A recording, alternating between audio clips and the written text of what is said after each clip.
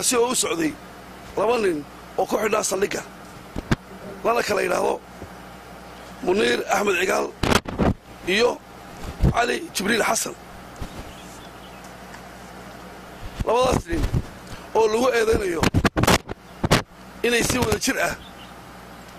dhaawac ugu geysteen dhibane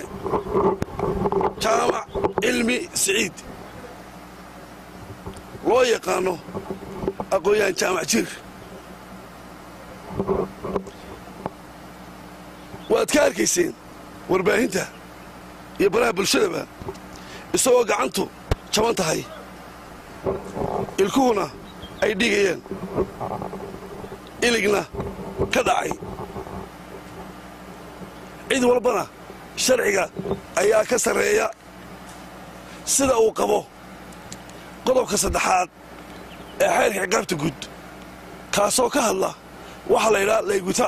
oo micnaheedu yahay in sharciga loo siman yahay oo cid guddoomiyahana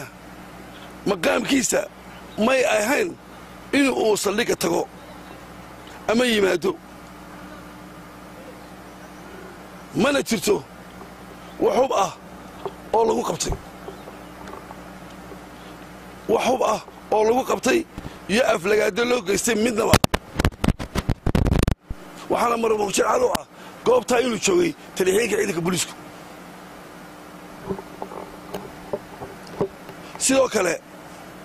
waxa ayaan dara ah in shalay niman xilal culus ka hayay dalka ama qaranka u hayay somalilan in ay saldhigyada yimaadaan oo ay had iyo jeer ciidanka la murmaan taasina waa mid ayaan dara ah oo aad iyo aad loola yaabo waxaan leeyahay war hala kala saaro siyaasadda iyo sharciga labadaas nin wax siyaasad ah oo xidhnayeen ma jirto sharciga ayay u xidhan yihiin waxaana lagu eedaynayaa dembiga ay galeen baa lagu eedaynayaa labadaas nin ee ku xidhan saldhigga kiiskooda gacanta ayaa lagu hayaa waxaana si degdega loogu gudbin doonaa maxkamadda iyo xeerlaaninta awoodda u leh wixii ka soo baxana dib ayaanu ka soo sheegi doonaa haddii ilaahay yidhaahdo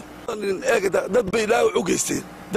u geysteen waxay la mid yihiin maxaabiista xidhan oo kale la mid yihiin kiiskooda waa la baarayaa waxaana loo gudbin doonaa maxkamadda awoodda u leh waxaa kaloo jirta niman warbaahinta oo yidhaahda maxaa taliya ciidanka ayaan weynay war taliyaha ciidanka booliisku annagu noo igmaday oo afhayeenkii ciidanka booliiska ah ciddii war doonaysa ama wax u baahan in loo